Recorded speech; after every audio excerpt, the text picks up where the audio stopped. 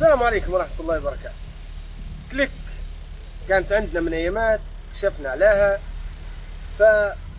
فالسيارة درنا لها شوية سيرفيس وعندهم مشاكل تانية قلنا لها يديراها. طبعا ما داروهاش المشاكل إلا حساس لمبروكم بعدها كان موجود فيه مشكلة وغيروه بعدها، وبدب مشكلة السيارة تطفى بشكل كبير.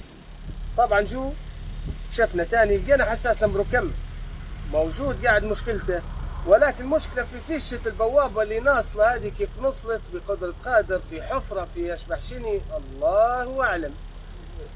هذه اللي كانت مدايرة الطفية للسيارة كل شوية تنطفى.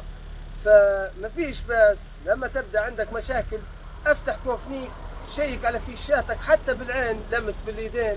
فما هيش قصة، مرات تكون مشكلتك بسيطة وتقدر تحلها بروحك بدون ما ترجع لأي كاشف ولا لأي ورشة. الحمد لله على كل حال. طبعا هي قريبا حشت في راسنا، لكن ربك سخر الحال باش لقينا الفيشة اللي طايح هذه. نقول لكم اللي يصلي يربح، والسلام عليكم ورحمة الله وبركاته.